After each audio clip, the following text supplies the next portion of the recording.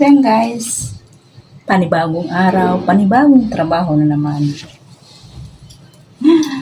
Dito pala ako naglalaba at saka nagwawashing. Washing, yes. At saka nagtutupi ng lalit. Kumot ko pala to. Maliit yung space ko dito.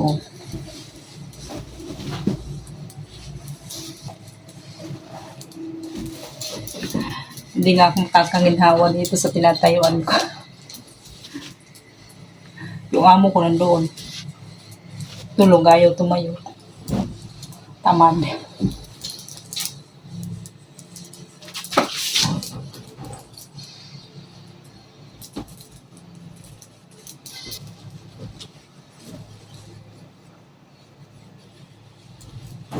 Alis yata sila mamaya 12. Doon sila maglalaan sa labas. Excuse me.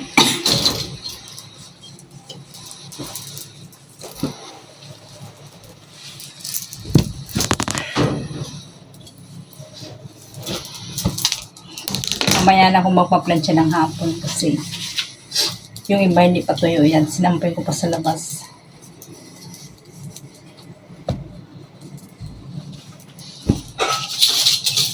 Kaya, tapos na rin ako ng gawain kasi maliit yung bahay namin dito. Kaya madali matapos.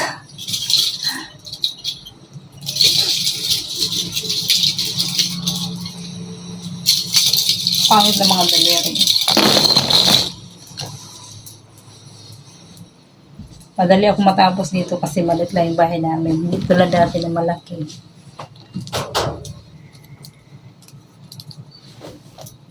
Kaya, pahinga din. Wala ganong ginagawa kasi yung bahay namin sobrang linis na.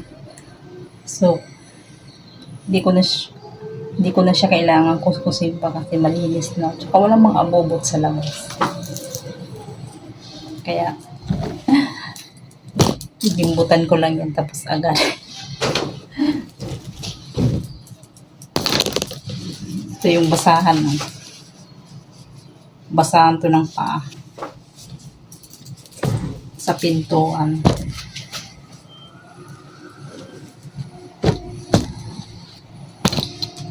Puti yung mga basahan namin dito.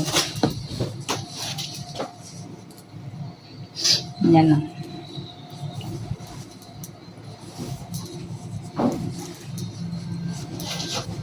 Bakit may ano dito ko? Nangingitim. Yung mga basahan dito sa Singapore ay puti. May dumaan. Kala ko sili.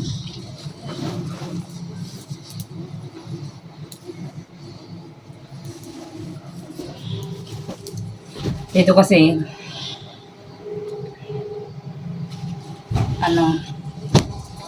daanan ng tao sa harap. Bintana, daanan ng tao. Ay, bintana. Harap ng bintana.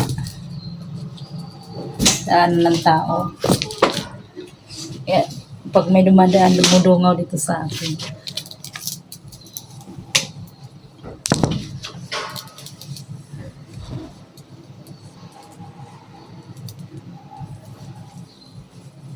Tuwalya ko to.